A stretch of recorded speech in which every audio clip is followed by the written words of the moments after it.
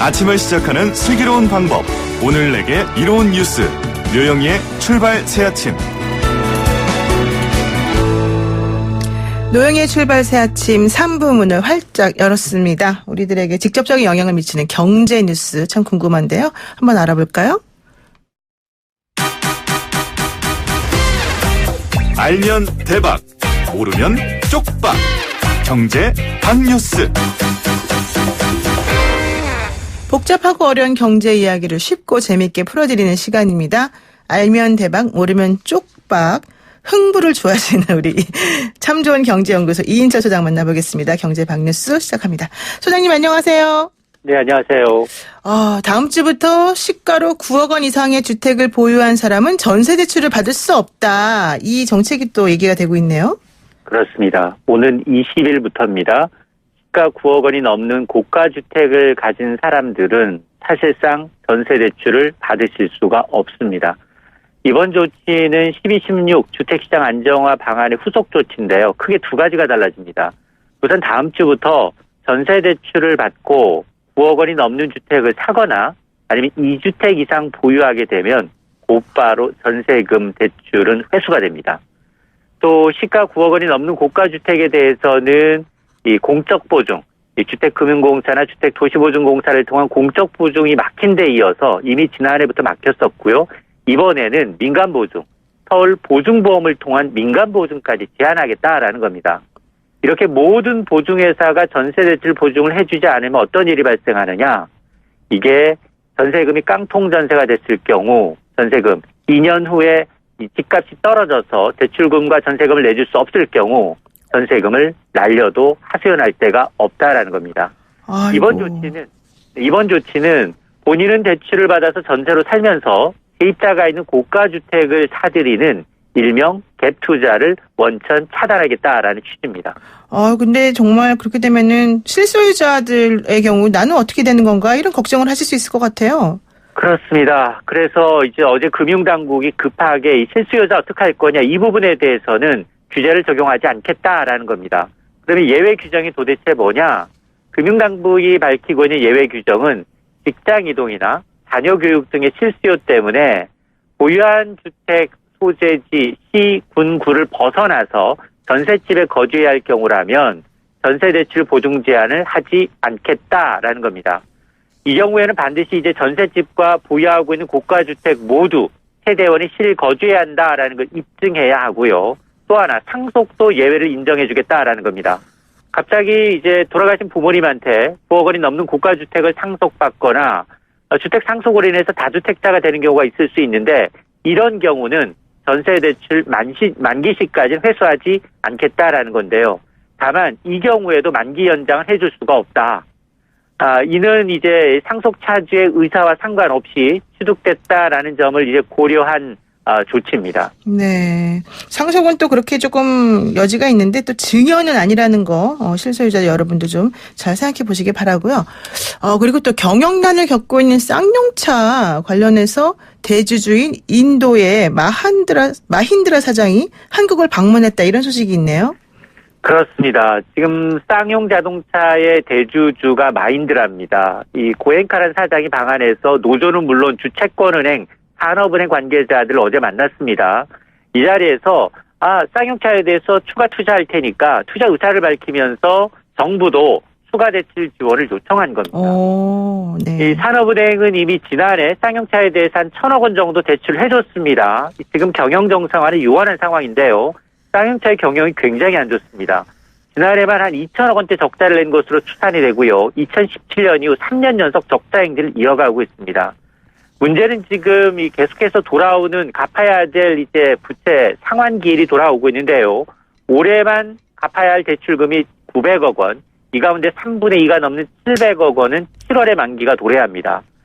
마힌드라의 의도가 뭐냐? 총선 3개월 앞둔 상황에서 경영난 호소하면서 정부의 추가 지원을 끌어내기 위한 의도다라는 겁니다. 근데 2018년 GM 사태와 굉장히 랑데비라고 할 정도로 비슷합니다. GM은 당시에 군산공장 철수하면서 정부를 압박해서 8,100억 원의 지원금을 받아냈죠. 하지만 일자리 짓기 위해서 혈세를 투입했지만 한국GM은 여전히 인력 구조 조정을 진행하고 있습니다. 마힌드라 역시 지금 마지막 해고자 46명의 이 복직을 무기한 연기하고 있죠. 그리고 총선 앞둔 시기에 다시 정부의 추가 지원을 압박하려는 의도가 아니냐라는 건데요. 자, 이걸 분명히 알고 있으면서 이번에도 고용 문제를 빌미로 정부가 추가를 지원을 하게 될지 좀 지켜봐야겠습니다. 그렇군요. 마인드라가 쌍용차의 지속 가능한 경쟁력 제고를 위해서 전략적 제휴를 글로벌 자동차 업체와 추진 중이다. 이런 입장도 전하기는 했는데 진짜인지 아닌지도 좀 봐야 될 것 같습니다. 그리고 대규모 원금 손실을 낸 해외 금리 연계 파생결합 펀드 사태에 관련해서 은행하고 이 경영진에 대한 징계를 하기로 했는데 이게 또 결정이 늦어지고 있다. 이런 소식이 있군요. 그렇습니다. 이 파생결합 펀드 DLF를 판매한 게 우리은행, KB 하나은행입니다. 금융감독은 이제 제재심의위원회를 열었습니다. 징계 수위를 놓고 무려 11시간에 걸친 치열한 공방이 이어졌는데 끝내 결론을 내지 못했습니다. 일단 금감원의 주장은 아니 이게 내부 통제 부실 책임은 당연히 경영진이 책임을 져야 한다. 그래서 제재하겠다라는 주장이지만 그런 은행 측은 다릅니다. DLF를 판매한 은행 측의 경우에는 경영진이 직접 개입하지 않았다. 라면서 이제 맞서고 있는데요.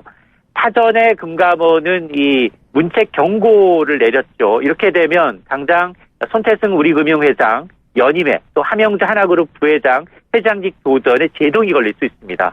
그러니까 은행 측 입장에서는 이 은행장들의 제재만큼 막아보겠다라는 건데요. 어쨌든 이 다음 주에 열리는 재심에서 이 금감원이 은행과 경영진의 사전 통보한 문책 경고 중징계가 그대로 확정될지 아니면 경징계로 수위가 좀 낮아질지 주목됩니다. 네, 그렇군요. 어쨌든 이 사태가 좀 빨리 해결됐으면 좋겠습니다. 오늘 말씀 여기까지 듣겠습니다. 고맙습니다. 네, 고맙습니다. 네, 지금까지 참 좋은 경제연구소 이인철 소장이었습니다. 자, 안녕하세요. 노영희의 출발 새침에서 한 분만 판다 출연 중인 시사평론가 김현성입니다. 안녕하세요. 변호사 김태현입니다. 지금요, 올해 첫 라디오 청취율 조사가 이루어진다고 합니다.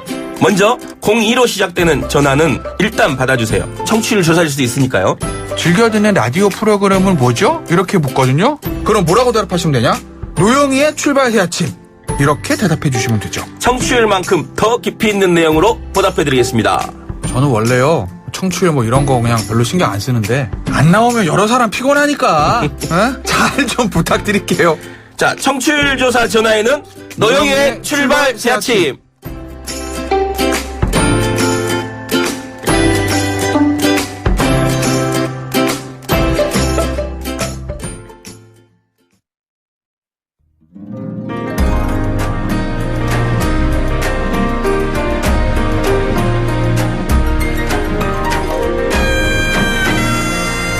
네, 이 시그널이 참 인상적이지 않습니까? 구수하네요. 네, 구수하고 이게 딱 명절이 생각나잖아요. 그래서 우리 명절 밥상머리 가짜뉴스 대전에 대응하는 법을 한번 알아보기 위해서 어제에 이어서 이 가짜뉴스 저격을 표방하는 유튜브 채널 헬마우스의 두 주역을 모셨습니다. 소개도 하기 전에 막 먼저 말씀하셔가지고 좀 민망했습니다만은 헬마우스 임경민 작가 또 만납니다. 안녕하세요. 안녕하세요. 네, 그리고 하원기 PD님 안녕하십니까? 안녕하세요. 네. 우리가 이제 어제에 이어서 오늘도 계속해서 이 가짜뉴스와 관련된 얘기들을 좀 해보고 있습니다. 그런데 어제 얘기를 조금 충분히 못한 부분들이 있기 때문에 먼저 그 얘기부터 하고 시작할까 합니다. 헬마우스 채널은 사실은 일반적으로 알려지기에 우파 채널을 공격하는 이런 채널 아니냐 이런 얘기를 하는 분도 사실 있어서요. 이게 자칫하면 진영 논리로 빠질 수 있다 이런 우려도 있습니다. 이런 지적에 대해서는 어떤 입장들을 갖고 계신가요? 일단 오해시고요. 아, 오해입니까? 네, 저희는 네. 기본적으로는 그렇습니다. 이제 진영이 아니고 상식 혹은 기본 인권, 민주적 가치 이런 데에 기반을 두고 검증을 한다는 입장이라서 네. 그리고 또 뭐냐면 이제 너무 이제 작은 채널들 같은 경우는 해악이 검증되지 않은 경우가 또 있습니다. 그러니까 해악이 검증되지 않아요? 네. 해악조차도 어느 정도는 영향을 미친다는 판단이 좀 돼야 저희가 이제 공박을 시작한다. 그래서 이제 우선순위에서는 일단 제쳐놓는 경우들이 이제 그런 경우들이고요. 네. 저희가 유튜브를 시작을 해보니까 일반적으로 알려진 것처럼 뭐 민주당 대 자유한국당의 뭐 대결 구도라든지 네. 심지어는 어떤 진보 대 보수의 대결 구도라든지 이런 것도 아니더라고요. 저희가 보니까 그 소위 말하는 혐한일봉이라고 하죠. 네. 뭐라고요? 약간 이제 비속어적 표현인데 네네. 혐한이라는 건 이제 오히려 한국을 비하하거나 혐오하는 그런 정서. 그리고 이제 일봉이라는 거는 뭐냐면 일본을 올려치는, 일본을 더 고평가하는 그런 걸 이제 혐한일봉, 그 두 개가 섞인 경우 그거를 말하는데 그런 정서가 만연한 유튜브 채널들이 굉장히 많고요. 네네. 그거에 이제 반대되는 소위 이제 지나친 국뽕 채널이라고 하죠. 그건 또 뭐 이렇게. 약간 국수주의적이거나 혹은 뭐 네네. 지나치게 우리 쪽을 이제 편드는, 한국을 편드는 그런 경우에 싸움이 좀 많았다. 네. 그게 이제 오히려 진보 보수보다도 더 이제 만연한 경우가 많았고, 그 지난해에 일본의 수출 규제 이후에 조금 더 심화되는 경향이 좀 나타났었습니다. 네, 그랬군요. 그래서 사실 저희가 좀 초점을 맞춘 거는 뭐 진보 보수나 이런 것보다도 네. 이 문제, 특히 혐한일봉, 그래서 자국을 비하하는 정서를 네. 좀 퍼뜨리는 거. 그래서 한국이 후진국이고 한국 사람들의 인식이 후진적이고 네. 그래서 한국이 하는 건 다 틀렸다. 어. 그러니까 일본이 하는 말이 맞고 한국이 거짓말을 하는 거다. 일본이 하자는 대로 해야 된다. 이런 식의 인식은 좀 바로잡을 필요가 있다. 그렇죠. 예. 그러니까는 상당히 거시적인 관점에서 채널을 운영하시는군요. 이미 역사적으로 합의가 다 끝난 사안들에 대해서 역사 왜곡을 하거나 그거를 기반으로 마타도를 뿌리는 이제 가짜뉴스 유튜버들을 주로 타겟으로 하는데 그게 네. 이제 주로 보수 유튜버들 쪽이 많이 몰려 있다 보니까 그런 오해를 받는 것 같아요. 아, 근데 저도 좀 이상하게 생각하는 게 있어요. 우리가 원래 팔은 안으로 굽는다고. 네. 네. 우리나라 사람이면 우리나라를 더 좋게 생각하고 또 다른 사람이 오해를 하면은 거기에 대해 설명도 하면서 아니다 이렇게 말해주는 게 기본적인 본능일 텐데. 네네. 안 그렇고 우리를 먼저 비판하고 이러신 분들 또 왜곡해서 얘기하시는 그런 분들은 네. 너무 객관적이어서 그런 걸까요? 아니면은 왜 그러는 걸까요? 저희가 사실 굉장히 놀랐던 부분이 뭐냐면 네, 그런 소위 혐한일봉을 하는 그 유튜버들이 네. 스스로를 보수라고 지향점을 잡아놓고 있다는 그러니까 건데 보수가 원래 그런 건 아니지 않을까요? 일반적으로 네, 이제 다른 네. 나라들 같은 경우는 오히려 이제 극우적이라고 할 정도로 자기 나라를 비호하고 그렇죠. 역사 왜곡을 네, 자기네 네. 유리한 대로 하는 경우가 많은데 우리는 어떻게 거꾸로 돼 있어요 이게. 우리가 너무 좀 사람들이 너무 괜찮은가? 그러니까 이렇게 너무 우리 것만 좋다고 하지 않고 좀 따져보자 이런 건가 보죠? 예, 그러니까 어떤 인식이 드냐면 네. 이제 온라인에서는 뭐라고 하냐면 그런 우익 유튜버들 이제 혐한일봉 유튜버들을 두고 오히려 네. 선민 의식이 강하다라고 표현을 하더라고요. 그러니까 자기들은 다른 한국인들이 모르는 거를 알고 있다. 다른 한국인들은 자국 사랑에 너무 빠져가지고 놓치고 있는 점들은 자기는 안다. 그래서 내 말을 들으면 니들이 잘못 알고 있는 걸 깨우칠 수 있다. 네. 이런 인식을 갖고 있다는 거죠. 그렇군요. 자, 그럼 좋습니다. 그럼 그분들이 잘하는 역사 왜곡을 예를 들면 어떤 게 있을까요? 이게 저희 우리나라 자신을 깎아내리려고 하다 보니까 우리 네. 역사를 비하하거나 폄하하는 것들이 굉장히 많은데 네, 이를테면 일본 제국주의 식민지 시절을 찬양한다거나 현대사를 통틀어서 우리가 일본한테 은혜를 입었다고 생각하는 경향이 굉장히 많습니다. 이를테면 은혜를 입었다고요? 예. 어머나 세상에. 옛날로 치면 식민지 근대화론 비슷한 뭐 그런 얘기인데 그거보다 더 나아가 있거든요, 한 발. 산업화 시기에도 보면은 일본 도움이 절대적이었다는 얘기고 네. 일본 덕분에 우리가 성장했다. 정확한 근거나 자료로 기반하는 게 아니라 그냥 그러니까 우리나라 자신이 우리나라의 성과를 비하하기 위한 목적으로 그렇게 얘기를 하고 있더라고요. 네. 그 그러니까- 목적 자체가 비하가 목적이라 이렇게 보시는 거예요? 그렇습니다. 그러니까 이제 우리가 사실 산업화 시대에 뭐 네. 미국의 원조라든지 뭐 일본의 기술 이전이라든지 이런 도움을 전혀 안 받았다고 할 수는 없는데 근데 그것이 절대적이라서 한국은 일본 없었으면 경제 발전을 못했다라는 인식을 퍼뜨리려고 하니까 이제 그게 문제고요. 게다가 더 문제는 저희가 보니까 심각한 역사 왜곡이 일제 식민지 시절에 대한 역사 왜곡이 굉장히 심합니다. 네, 그래서 네. 위안부 문제 같은 경우도 위안부 피해자들을 자발적인 매춘부에 가까웠다. 이런 식의 어떤 험악한 표현을 하거나 그런 말을 주로 하는 일본 극우 인사들을 일본에 직접 가가지고 그 사람들을 만나요. 네. 그래서 그런 말을 해달라고 인터뷰를 요청해서 그거를 자기네 방송에서 다시 이제 송출한다든지 네. 이런 식의 그 행태들을 보이고 있더라는 거죠. 그래서 어떻게 자꾸 얘기를 하냐면 일본은 이미 역사 문제에 대해서 수차례 사과를 했다. 굉장히 많이 사과를 했다. 그런데 한국 사람들이 네. 그걸 받아들이지 않고 계속 같은 사과를 반복하라고 하면서 억지를 부리고 있다.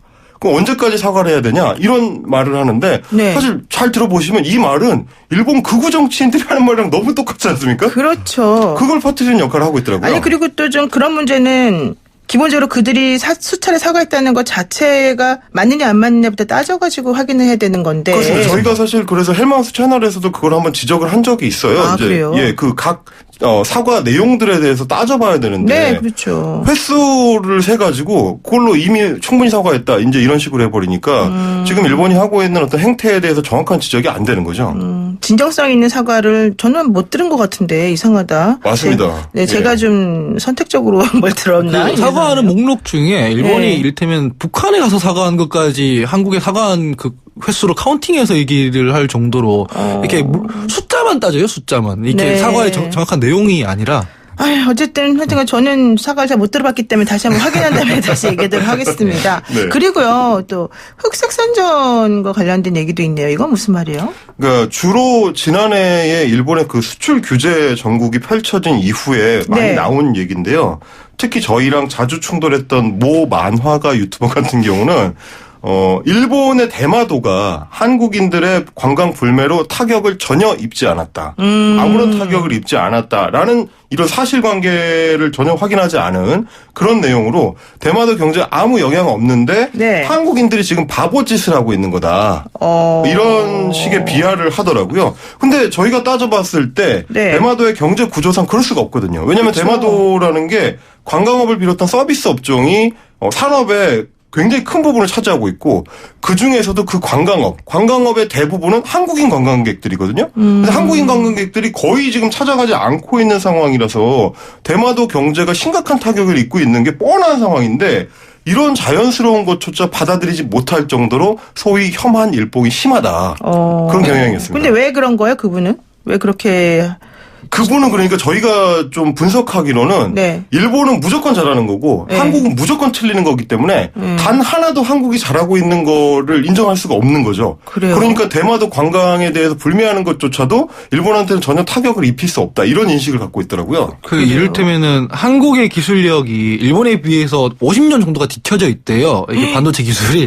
그래서 이 무역 반도체 기술이요? 예, 그게 보라수소 얘기를 하는 거죠. 네네네. 그러니까 이 무역 갈등 국면에서 일본은 전혀 타격이 없고 이 조금 들이댈수록 한국 제조업만 망할 거다. 그러니까 빨리 납작 엎드려라 이런 얘기를 하는 거예요. 그러니까 한국 제조업이 다 망할 수밖에 없는데 왜 이렇게 일본한테 이렇게 고개 뻣뻣하게 빳빳이 하느냐? 예, 그런 주장이거든요. 근데 실제로 지금 나오는 결과들은 보라수소 같은 반도체 소재들은 지금 국산화를 성공적으로 진행하고 있는 중이고 네. 독일이나 미국 같은 나라들과도 협업이 착착 진행되고 있는 상황이잖아요. 그래서 우리 제조업 기반이 그렇게 간단하진 않는데 이렇게 부당하게 깎아내리기만 하고 있는 거죠. 오히려 요즘 나오는 지표를 보면은 수입 예. 다변화가 이루어져서 훨씬 더 좋고 예. 또 실제 국산 기술이 오히려 발전하는 그런 계기가 됐기 때문에 전화위복이다 이런 평가가 있는데 네.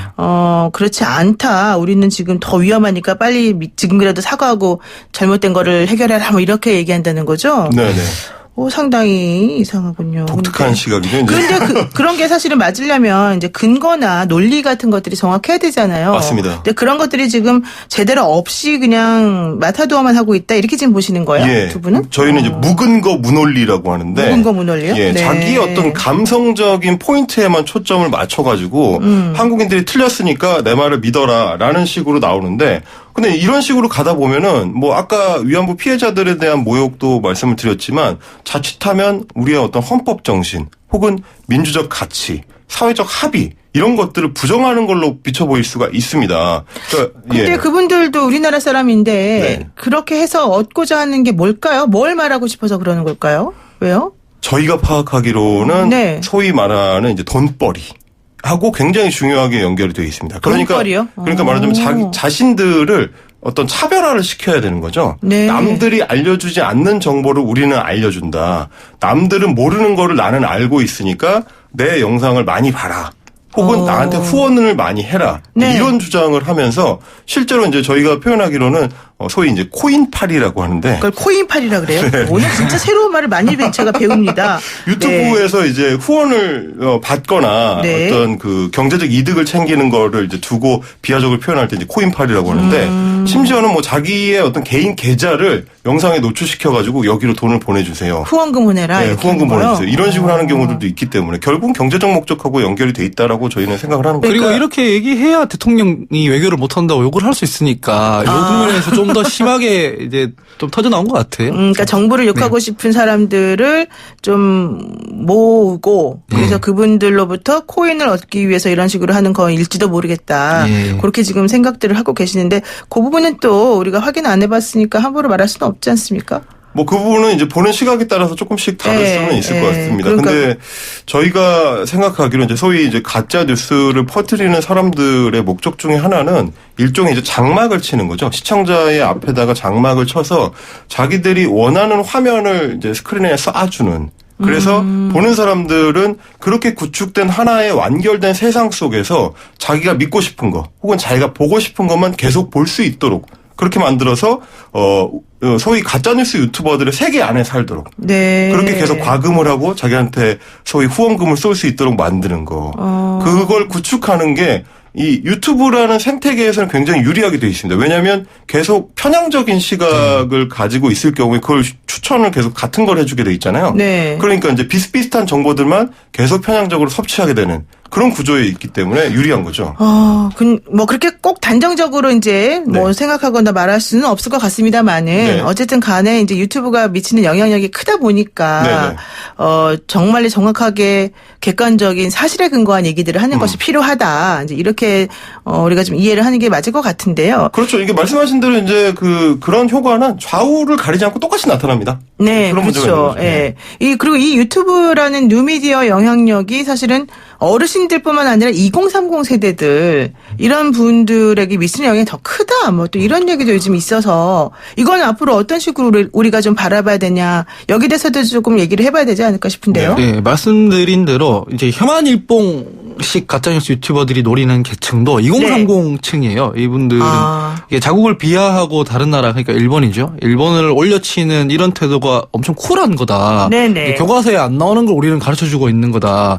이걸 정직하게 얘기하는 우리가 그러니까 국가에 구애받지 않고 이걸 정직하게 객관적으로 말하는 우리가 솔직한 거다. 이렇게 호도를 하고 있거든요. 네. 2030층은 최근 들어서는 정치적으로는 소위 캐스팅 보트로 주목을 받고 있는데 그렇죠. 예, 여의도 정치권뿐 아니라 유튜브 세계에서도 이 사람들을 좀 정치권으로 자기 진영으로 끌어오겠다는 식으로 접근하는 유튜버들이 굉장히 많습니다. 뭐 제가 이제 자주 말씀드리는 모 만화가의 경우는 소위 이제 저쪽이라고 표현을 하는데요, 그 사람은. 그러니까 이제 자신의 어떤 반대 진영에 있는 사람들을 자기의 영상을 통해서 감화를 시켜서 네. 자기네 쪽 진영으로 이제 땡겨왔다. 이런 식의 표현을 굉장히 자주 합니다. 그리고 자기들끼리도 그런 경쟁을 많이 벌여요. 네. 그래가지고 내가 더 진정한 뭐 진영 사람이다. 쟤들은 가짜다. 그러니까 내 말을 들어라. 이제 이런 식의 태도. 이것도 아까 말씀드린 결국 돈벌이하고 어느 정도 연결이 돼 있는 자기가 더 뭐 희소한 어떤 채널이 돼야 되니까 네. 그런 식의 표현들을 많이 하더라고요. 글쎄요. 뭐 그 만화가 분이 진짜 그런지는 모르겠습니다만은 어쨌든 우리가 좀 조심해서 이걸 좀 바라봐야 될 필요는 있을 것 같은데요. 이 네. 지금 9278 쓰시는 우리 애청자분께서 아까 말씀하신 뭐 매국 마케팅 비슷하게 하시는 그런 예. 교수님들에 대해서 이런 얘기를 하십니다. 그런 사람들이 아직까지 대학생을 가르치고 있다는 게 이해가 되지 않습니다. 나라를 짓누르고 돈을 벌다니 왜 우리나라를 이렇게 밖에 나가서 남의 나라에게 비방하고 이럽니까? 학생들이 이럴 때 제대로 된 교육을 받을 수 있을까요? 뭐 이제 이런 걱정을 지금 해주셨는데요. 이런 식으로 생각하시는 게 이제 일반적인 분들의 생각이시겠죠. 그래서 사실은 학생들 특히 이제 젊은 분들 2030 세대 분들에게 미치는 영향을 얘기할 때도 항상 우리가 조금 양쪽을 다 균형 있게 바라보면서 생각하는 게 좀 필요할 것 같은데요. 지금 유튜브 채널을 운영하신 지 얼마나 되셨어요? 우리 헬마우스님. 저희가 이제 작년 9월부터 시작했으니까요. 그러면은 거의 4개월 한 차에 접어든 걸로 4개월 정도. 예, 예. 그러면은 해보시니까 그 반응들이나 이렇게 어떤가요? 지금 느끼는 부분들이? 조금 전에 그 우리 청취자분께서 말씀해 주신 대로 사실은 이 매체 자체의 영향력이나 파급력이 젊은 층일수록 좀 강한 것 같아요. 그래서 이제 사실 저희도 좀 경계를 하는 게 네. 저희가 이야기하는 것이 어떤 절대적인 진리라거나 그렇죠. 우리 말고는 다 틀리다 이제 이런 거라기보다는 공론장을 좀 회복시켜보자는 노력 정도로 평가해 주시면 좋겠다는 말씀을 많이 드리는데 이런 의견도 있기 때문에 네.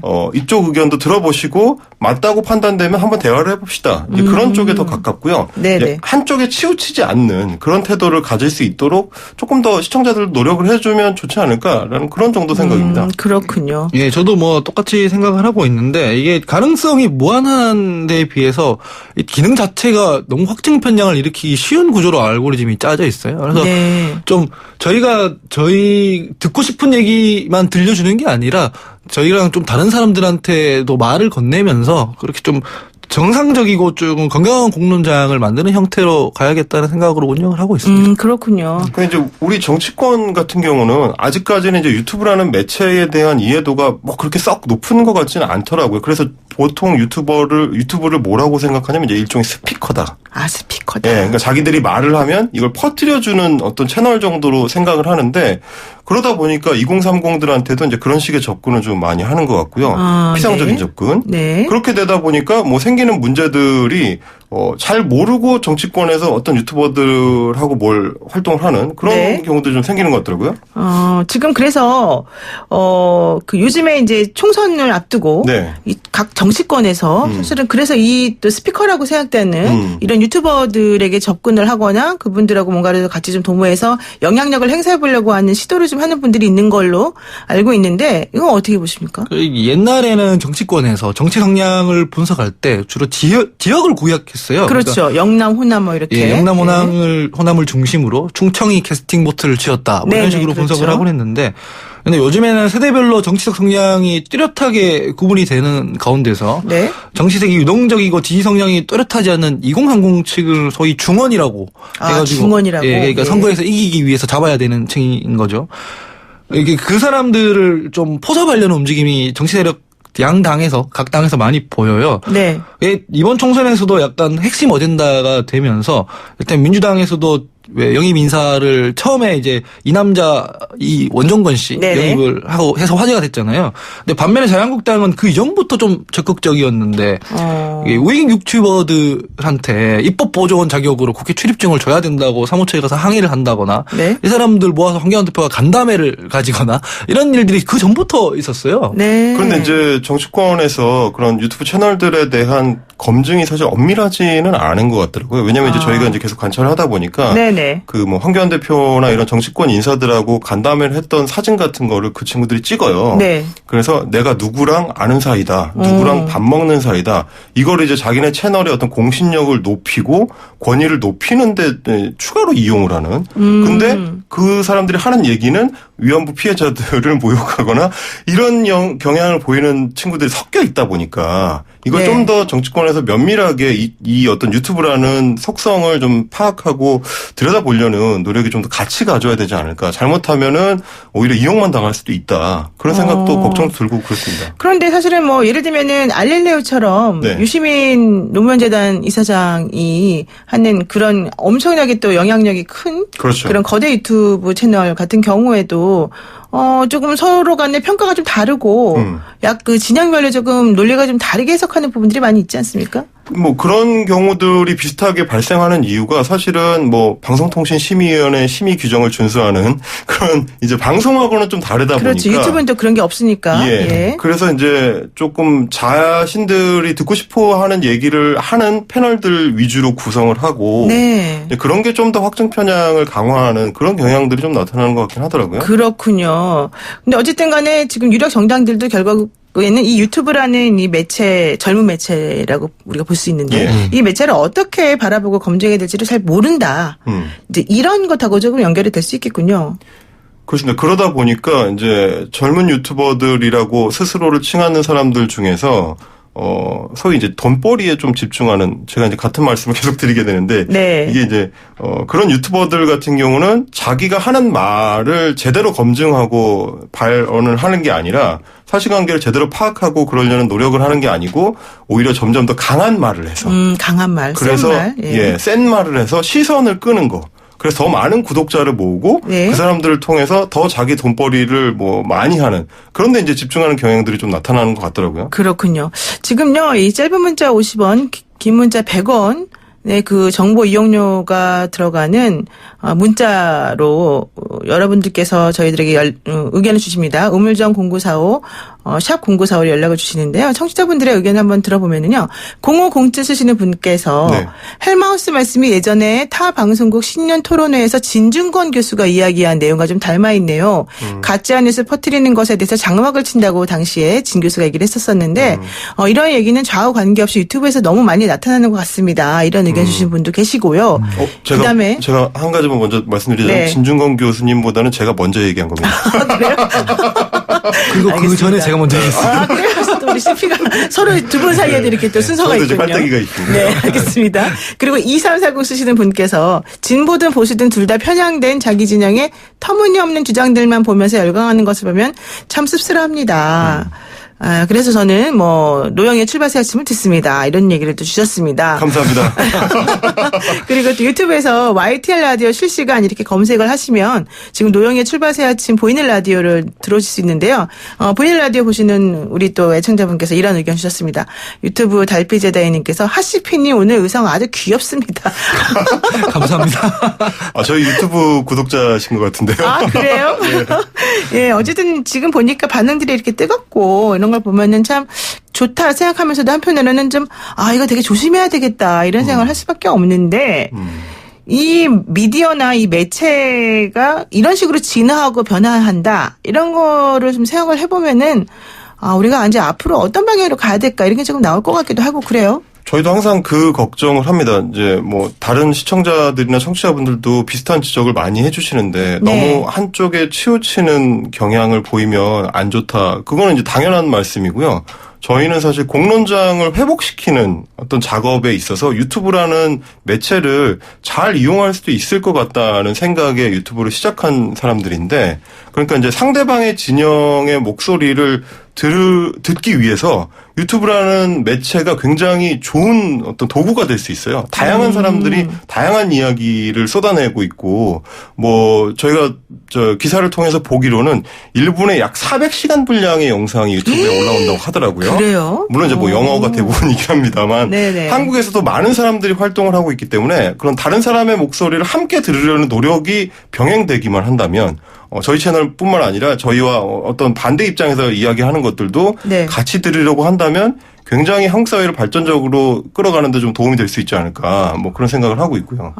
저희는 저희 같은 이렇게 유튜버들이 영향력이 갈수록 축소됐으면 좋겠고, 이렇게 기존 레거시 미디어라고 하죠. 네. 데스킹이 가능한 언론들이 가능하면 뉴미디어 문법에 빨리 적응해서 들어와가지고 조금 덩치가 커졌으면 좋겠다는 생각을 하고 있어요. 솔직히. 진짜 본인들이 영향력이 줄어들어도 상관이 없다고 생각하시는 두 분의 말씀 들어보니까 좀 괜찮다 생각이 들기도 하면서. 우리 노영이의 출발새 아침에 영향력이 커지면 되겠죠.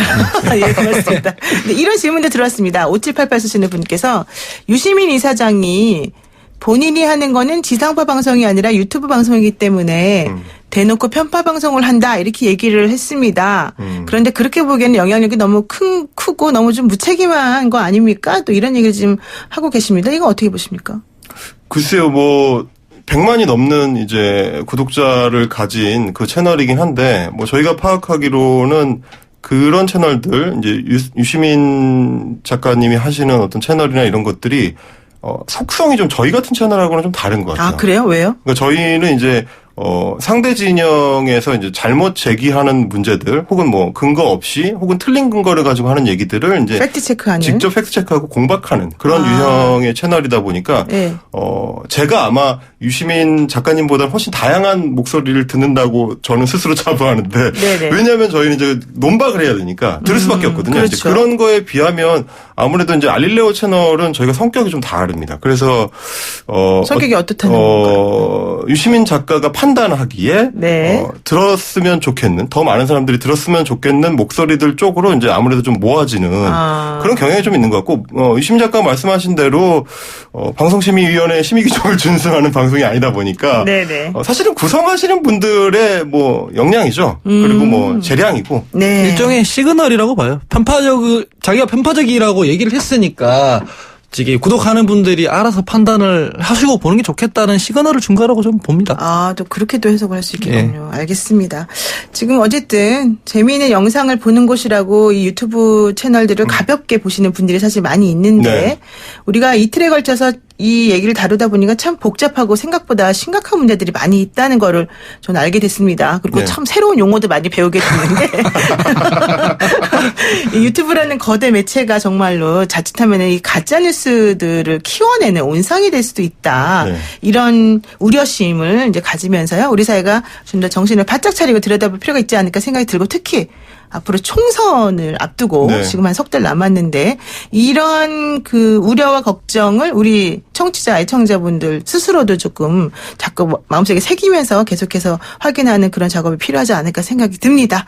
오늘 말씀 여기까지 듣겠습니다. 두 분 고맙습니다. 감사합니다. 네, 지금까지 유튜브 채널 헬마우스의 임경빈 작가 그리고 하헌기 PD였습니다. 네, 노영의 출발 새 아침 3부 순서 여기서 마치고요. 잠시 후 4부에서 뵙겠습니다. 뉴스 탐구 생활 힙, 핫, 헐. 김대호의 연애 동그랑땡.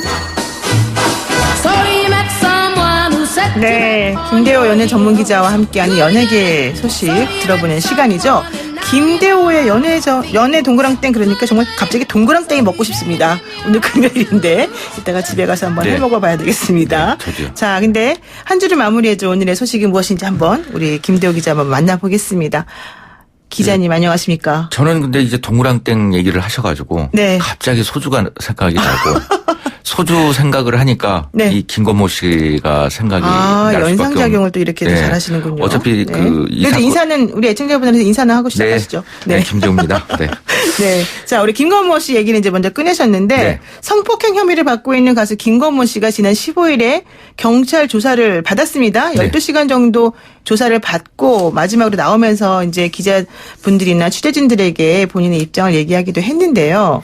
이게 의혹이 터진 지 40여일 만에 직접 사과도 그날 했던 것으로 얘기가 나옵니다. 관련 내용을 좀 전해 주시죠. 네, 어제 이 10시 22분부터 밤 10시 15분까지 그러니까 무려 12시간 동안 이 조사를 받은 것이죠. 15일 날. 네, 그렇죠. 15일 날.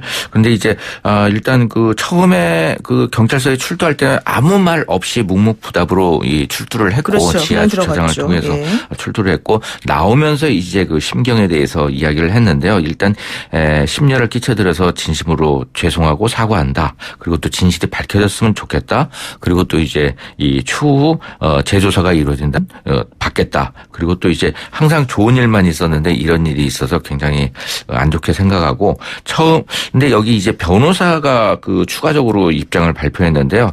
처음 이 네. 문제를 제기한 분들의 말씀과는 다른 여러 가지 다른 자료를 제출했다라고 이야기를 하고 있는 상황입니다. 그 김건모 씨 측 변호인이 그러니까는 얘기가 되고 있는 그런 뭐 고소인이나 이런 분들의 주장과는 반대되는 네. 그런 증거들을 제출했다 이렇게 얘기했다는 거죠. 그렇죠. 근데 어쨌든 그러면은 한번 차근차근 얘기를 한번 해보죠. 조사를 받는데 12시간 정도 걸렸단 말이에요. 이거 상당히 긴 시간인데 어떤 얘기를 그럼 했답니까? 네, 김건모 씨의 한 측근과 이제 조사를 받고 나서 이야기를 들어봤는데요. 굉장히 방대한 부분에 대해서 조사가 이루어졌다고 합니다. 단순하게 이제 성폭행 사건뿐만 아니라 여러 가지 정황, 그다음에 또 이후 행적 뭐 이런 것들로 인해 가지고 굉장히 많은 부분에 대해서 조사가 이루어졌고 뭐 종합을 해본다면 이 차량 내비게이션 GPS 포렌식 분석 이 부분에 대해서 과연 결과가 나올까 안 나올까 많은 사람들이 궁금해 하셨잖아요. 네. 근데 사실 이게 압박 수단으로 보여집니다. 그래서 일단 이제 김건모 씨 같은 경우엔 그날 갔었다. 동선에 대해서 인정을 한 거예요. 그러니까 이제 GPS 포렌식 분석 자체가 네. 뭐 필요 없는 상황이 된 거죠. 인정을 했으니까 그렇죠. 갔다는 거에 네, 대해서. 네. 한데 이제 매니저와 술을 먹었고 그리고 이제 150만 원 가량을 카드로 결제를 했다. 그 내역서를 제출했죠. 네. 근데 그 이유 자체는 이제 이렇게 설명을 하고 있습니다. 그곳에선 여성 도우미와 단둘이 술을 마시려면 이보다 더 많은 비용을 써야 한다. 라고 이제 추가 진술을 했다는 것인데 이 부분 때문에 제가 이제 일선 사회부 기자들한테 전화를 많이 받았거든요. 네. 과연 이 의미가 뭐냐? 이 두 돈을 더 많이 사람이서 써야 된다는 두 사람이서 150만 원어치 술을 먹었는데 만약 여성 도우미가 계속 앉아서 단둘이만 먹게 되면 비용이 정말 추가되는 것이 맞느냐라고 하는데 어때요? 맞아요? 맞습니다. 그래요? 네. 돈이 왜 그렇게 많이 들어요, 근데?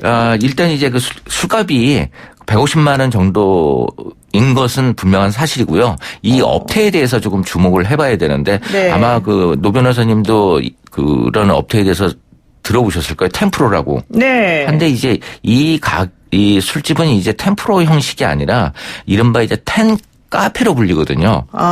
그래서 이제 뭐가 차이가 있는지 모르겠어요. 텐이라는 단어가 붙으면 그러니까 이제 비공식적으로 이루어지는 이제 성매매 부분이나 뭐 이런 부분이 없는 네. 업소예요. 네. 하고 이제 이 템프로와 카페의 차이점은 그러니까 어떤 한 여성이 계속해서 앉아 있거나 한 형태가 아니라 굉장히 많은 여성들이 왔다 갔다 하면서 이렇게 앉는다고 합니다. 그리고 또 이 배트맨 티셔츠와 관련해서도 이제 그 장소는 아니지만 그 장소 이전에 확보된 CCTV 자료를 제출한 것으로 보여집니다. 김건모 씨 측에서. 네, 그렇습니다. 근데 지금 어쨌든 이제 GPS부터 하나 잠깐 얘기해 보면 뭐 GPS를 통해서 그날 거기 간 것이 인정된다 하더라도 또 혹은 뭐 GPS가 아니라 본인이 스스로 인정했다 하더라도 그게 성매매나 혹은 성폭력을 했다라고 하는 것은 아니니까 직접 증거는 아니니까. 그렇죠. 예, 그래서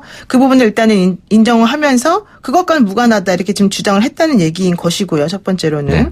두 번째 그날 그 관련해서 그 업소의 마담이라 그래야 되나요? 그분이 우리 업소는 그렇게 여성 도우미하고 1대1로 이렇게 뭘 하게 하지 않는다. 이런 얘기를 또 하지 않았습니까? 네, 그렇습니다. 그 얘기는 아까 말씀하신 텐카페나 템프로라고 하는 곳의 특성상 그렇다는 얘기이신 거죠? 네.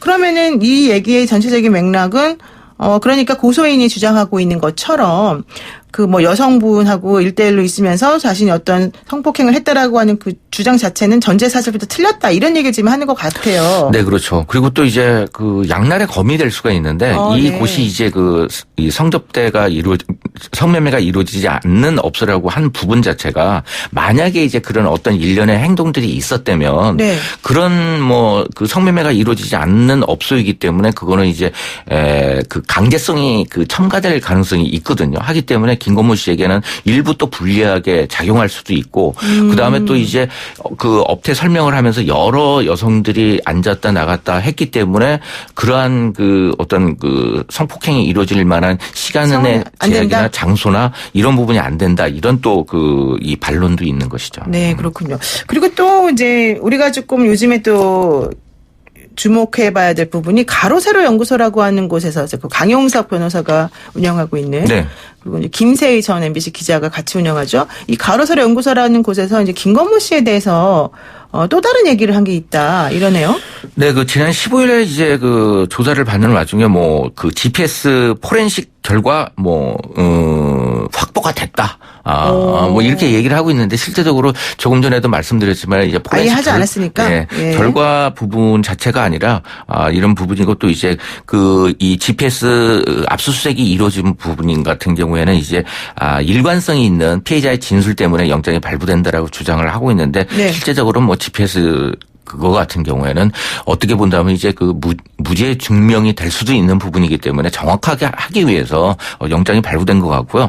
또 이제 좀 새로운 사실을 전해드려야 될 것 같은데 지금까지 이제 그 여러 가지 뭐 배트맨 티셔츠 뭐 술값 매니저와 뭐 이런 부분이 있는데 일부 이제 그 김건모 씨와 피해 여성 간의 전화 통화 내지 이 이 문자 메시지 내지 SNS를 이 사건 이후에 주고받은 흔적이 지금 나온 것으로 전해지고 있어요. 그래서 그 내용에 대해서는 정확하게 언급이 되지 않고 있는 상황인데 그 내용에 따라서 만약에 이제 그 뭐 성폭행 관련한 거에 대해서 항의를 했다거나 한다면 이제 그 피해자 측의 이제 그 주장이 받아들여질 가능성이 있지만 일상적인 대화를 한다거나 아니면은 또 다른 그 정상적인 교류 관계에 있는 상황에서 나눈 이제 이 내용들에 대해서 김건모 씨 측이 이 제출을 했다면 뭐 김건모 씨 같은 경우에는 사실 이제 성폭행을 당하고 나서 뭐 일상적으로 뭐 안부를 묻는다거나 뭐 이러기는 상당히 어려운 문제잖아요. 그렇죠. 그렇기 때문에 이 변호사가 얘기했던 부분 그러니까 말씀한 자료와 다른 자료를 제출했다라는 부분에 있어서 조금 이제 그런 부분까지 있는 것으로 전해지고 있습니다. 아닌데 그 여성분하고 김건모 씨 측이 연락을 했다 그러면은 핸드폰 번호 같은 거를 김건모 씨가 알고 있었다는 얘기예요? 그 여자분 피해자의? 그렇죠. 네. 그러면은 그날 처음 만난 게 아니라 원래 그 전에도 개인적 관계가 있었다는 겁니까? 그날 서로 주고받은 가능성도 있고 그것까지는 확인이 되지 않았는데 일단은 이제 이 SNS로 주고받은 것만큼은 사실인 것으로 되게 보여집니다. 특이한 일인데 네. 또 하나 좀 이상한 부분이 있었어요. 강용석 씨 부인이 김건모 씨와 그다음에 김건모 씨의 지금 이제 부인이죠. 장지연 씨. 근데 물론 이 혼인 신고는 작년 10월인가에 했고 올 5월에 결혼식 올리겠다고 예정돼 있었던 분인데 어쨌든 장지연 씨를 연결시켜 줬다 뭐 이런 보도가 한번 나왔는데 여기에 대해서 강용석 씨가 그렇지 않다 뭐 이런 얘기 했고 오히려 가수 이현우 씨 부인이 연결시켜 준 거다 이런 얘기 또 나오고 또 어떤 사람들은 그러면서 연결시켜주면서 에르메스 핸드백 3천만 원짜리를 뭐 좋네 말았네 이런 얘기까지 나왔잖아요. 이건 무슨 말이에요? 그건 이제 좀 사실관계가 많이 달라요? 왜곡이 된 것 같아요. 정확하게는 이현우 씨 부인이 소개시킨 것도 아니고. 그래요 또? 네. 이현우 씨의 부인은 김건모 씨를 모르고 이현우 씨의 부인이 A 씨라는 사람을 아는데 이 A 씨가 김건모 씨를 아는 거죠. 네. 그래서 이제 이현우 씨의 부인과 A 씨가 그럼 두 사람을 연결시켜 보자. 이현우 씨의 부인은 이제 장지연 씨만을 아는 거고 네네네. 하니까 이제 두 사람이서 이제 했기 때문에 근데 이제 강용석 씨는 이현우 씨 부인과 그냥 지인 정도인 거고 김건모 씨를 모르는 상황이기 때문에 뭐 정확하게는 이 강용석 씨 부인이 소개시켜서 줬다는 거는 좀 잘못된 와전인 거이지 않을까. 근데 저는 또 이런 얘기 제가 개인적으로 저도 취재한 부분이 있습니다만은 얘기를 들어보니까 가로세로 연구소에서 원래 그 김건모 씨와 장지연 씨의 그 결혼 관련된 소식을 좀 먼저 말하기를 원했는데 그 얘기를 다른 데서 해버려가지고 조금 감정이 상해 있던 차에 이런 식으로 지금 뭐 한 거다 또 이런 얘기도 있더라고요. 뭐 그런 얘기가 좀 많이 흘러나오고 그렇죠. 있는 상황이죠. 그러니까 이게 전부 다 좀 뭔가 오염되는 거예요. 이런 식으로 얘기를 하다 보면은 이 고소의 진정성이라던가 실제 정말 피해를 입었는지 아닌지에 관련해서도 오염이 되기 마련이고 특히 좀 전에 말씀하신 것처럼 지금 명예훼손으로 이 피해 여성을 이제 김건모 씨 소속사 측에서 고소를 지금 해놓은 상태인데 그 둘 간에 또 서로 연락을 주고받고 뭔가 얘기를 했다 그러면 이게 또 합의를 보려고 하는 거 아니냐 이런 또 의혹을 가질 수밖에 없잖아요. 그러니까 이런 여러 가지 것들이 좀 명확하지가 않은 것 같아요. 그렇습니다. 좋습니다. 자, 이건 이제 사건이 어떻게 흘러가는지 수사 결과를 보면서 다시 얘기를 하도록 하겠습니다. 다음 소식 하나 좀 핫한 걸로 얘기해보죠. 주진모 씨 휴대전화 해킹 사건 지난주에 우리 김대호 기자께서 얘기도 한번 해주셨는데 관련 내용을 한번 좀 정리를 좀 해주세요. 일단 이제 주진모 씨가 그 공식 입장을 내놨어요. 예, 그 부분에 대해서 뭐 정리를 하자면, 일단 이제 그 2개월 전부터 그 해커들에 의해서 협박을 받아왔다. 그 다음에 또 이제 가족의 연락처, 그 다음에 지인들의 연락처들이 모두 유출이 됐고, 그 다음에 또 이제 많은 여성 관계자들이 이제 불만을 가지고 있고, 그 다음에 비판하고 있는 부분이죠. 이 문자 메시지 내용에서 이제 그 여성에 대해서 평가를 한다거나 아니면 또, 오해를 살 수 있는 그런 이제 불법 촬영과 관련해서 오해를 살 수 있는 이 촬영물에 대해서 입장을 내놨는데 결단코 자신은 이제 그 불법적인 촬영물을 촬영하거나 유출한 적이 없다라고 선을 긋고 일단 이제 또 그 평가 대상이 되었던 여성과 지인들에 대해서도 사과를 했습니다. 그리고 또 지금 현재 이제 그 2차 피해가 계속적으로 지금 움직이고 있는 상황이에요. 그래서 이 부분에 대해서도 조금 이제 그 형사 고소장을 제출 제출하고 그다음에 또 이제 내용에 대해서 퍼나르는 사람들이나 언론에 대해서도 강력한 경고를 한 상황입니다. 그러니까 주진모 씨 휴대전화가 이제 해킹되면서 주진모 씨 휴대전화에 관련된 정보들이 뭐 이렇게 바깥으로 퍼져 나오면서 지금 2차 피해가 생겨나고 있다는 거죠. 네. 근데 이제 이 사건은 해킹이 아닌 것으로 보여져요. 그래서 이제 주진모 씨의 측근에 따르면 주진모 씨가 어떤 특정의 이제 클라우드 계정을 만들었던 기억조차 없는 상황이래요. 아, 그래요? 네. 그러니까 이제 이 비밀번호와 그다음에 또 아이디가 예. 어떤 다른 자료에 의해서 유출이 돼서 이게 유추하면서 그것을 접근한 건지 몰라도 그러니까 물리적인 형태로서 된 것이지 어떤 디지털 범죄 차원에서 해킹이나 아니면 프로그램을 동원해서 뭐 이런 형태가 되지 않은 것이라고 합니다. 그래서 본인 자신도 2개월 동안 대응에 대해서 소극적이었던 이유 자체가 네. 본인이 기억이 가물가물할 정도로 그다음에 또 뭐 주진모 씨의 이 굉장히 친한 측근과 같은 경우에는 굉장히 그런 부분에 있어서 허세가 굉장히 심했다. 주진모 씨가 네. 한다는 이야기를 하고 있기 때문에 조금은 이제 다른 해킹 형태는 아니지 않을까 하는 생각이 듭니다. 그러면 지금 2차 피해는 어떤 식으로 지금 보고 있는 거예요? 그러니까 지금 현재 약 50여 명 정도의 주진모 씨 핸드폰에 있던 연예인의 핸드폰 번호가 유출이 된 거예요. 이름과 매칭이 되는. 하면서 이제 사실 이제 핸드폰 번호만 알면 이 번호가 누구 것인지 모르기 때문에 그렇죠. 정보에 대해서 접근이나 해석을 하기가 어렵잖아요. 하지만 네. 누구의 번호가 누구 것이라고 아는 순간 이걸 갖다가 대입할 수 있는 이 다른 자료들이 많기 때문에 이걸 대입하다 보면은 또 이제 뚫리는 경우가 있고 네. 그래서 이제 2차 협박을 받는 경우도 있고 또 이제 자신이 이제 이 어떤 작은 내용이더라도 공개돼서는 안 되는 입장 그러니까 가족이나 뭐 아니면은 또 뭐 개인적인 뭐 상황들 사람들 네. 이 부분들에 대해서 협박을 하겠다 이런 형태가 이루어지고 있다고 합니다. 그러니까 주진모 씨의 문자가 공개된 후에 뭐 대화 상대가 누구냐에 대한 추측이 막 무분별하게 나오고 또 언급된 여성들에 대해서 여러 가지 신상이 막 좀 털린다고 하죠. 이제 이렇게 가차없이 퍼지면서 2차 피해로 계속 확산되고 있는 이런 부분들이 있다는 건데 얘기 들어보니까는 당사자들도 여기에 대응하겠다 이런 얘기를 하고 있네요. 일단 이제 여성분들은 아직까지 대응 부분에 대해서 입장을 밝히지 않고 여성 단체 그다음에 사이버 폭력 대응 센터에서 좀 하고 있다 이루어지고 그러죠? 있는 네. 상황인 거고요. 어쨌든 언론에서도 굉장히 이제 이 A 씨, B 씨 하면서 의혹을 부추기고 있는데 사건에 대해서 명확한 지정이 필요할 것 같아요. 이 사건은 주진모 씨의 핸드폰 해킹 협박 사건이기 때문에 본안 사건 자체에 대해서 중점적으로 생각을 해야 돼. 언론에서 지적을 해야 되는 거지.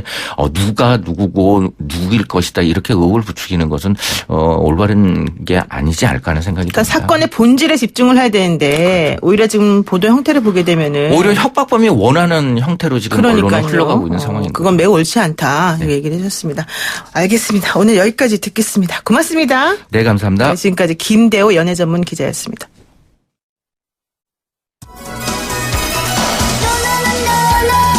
네, 요즘 청취율 조사 기간인데요. 우리 4587 쓰신 애청자분께서 노영희의 출발새 아침 강력 지지합니다. 청취율 조사에서 노영희의 출발새 아침 듣는다고 꼭 답하겠습니다. 이렇게 얘기를 하셨는데요. 819 쓰시는 분께서 그런데 전화가 안 온다고요. 이렇게 얘기를 하십니다. 02로 시작하는 모르는 번호로 전화가 오면은요. 청취율 조사 전화할 수 있으니까 여러분 꼭 받아주시고요. YTN 라디오 노영희의 출발새 아침 들었다고 얘기해 주시면 감사하겠습니다. 여러분의 응원을 받아 저희는 다음 주에도 꽉 찬 방송 준비해서 돌아오겠습니다. 노영희의 출발새 아침 다음 주 월요일 아침 7시 정각에 변함없이 슬기로운 내용으로 찾아뵙겠습니다. 고맙습니다.